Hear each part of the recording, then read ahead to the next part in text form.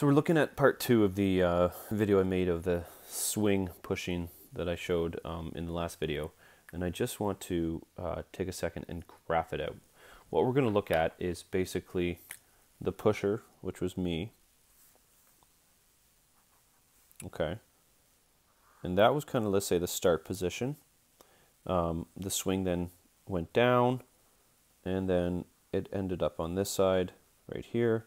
And we're going to be graphing the horizontal distance from the pusher all the way over, okay?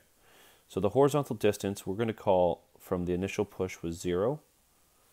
It was 10 feet to the lowest point, or where the swing's at the bottom, and then 20 feet to the maximum distance from the pusher, okay? So that swing, it took about 5 seconds. Now, it wasn't exactly 5 seconds. It's not really the exact measurements I'm too concerned about. It's just graphing the function that we're concerned about right now. The max height of our graph is going to be the distance from the pusher, okay? And that will be 20 feet. Distance from the pusher is 20 feet. The minimum height, well, that is where the push originated from.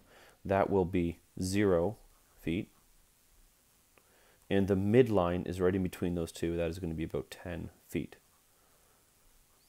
Okay, and what I want you guys to do, if you do the clock or any other sinusoidal functions, I want you to graph two cycles. Okay, so right now we have a minimum line of 0. We have a maximum line of 20. And we have a midline at 10. So remember, when I started this function, I was my son was right at me, so he was at 0 away from me, okay?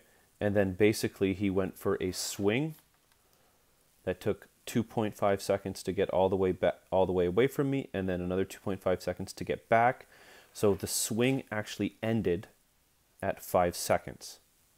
And at 2.5 seconds, he was maximum distance away from me. So he's up here at 20 feet away from me, okay? That means at the midpoint of that, he's basically at the bottom.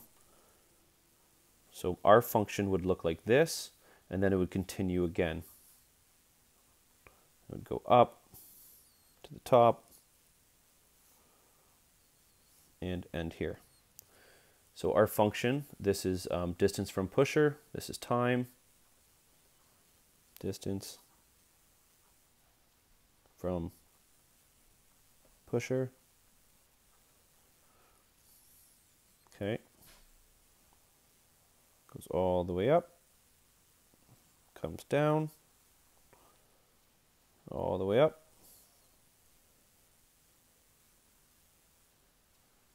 and down, and that's 2 cycles. Okay. My cycle starts here, my swing cycle starts here and starts here. You guys will recognize the sine function basically starting here, up, down, and over, and ending there. That is what you're used to seeing in the sine function. However, this whole thing is a sine function with a phase shift. Okay?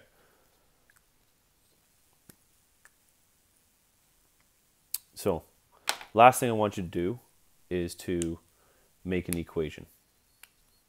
So on yours, you are going to make an equation. I encourage you to use the clock example I set forth. Our equation here, and I don't want you to worry about, actually I'm going to post the equation, explain how I did it on the Google Doc. I don't want you to worry about the, there's a K value in an equation if you're looking it up.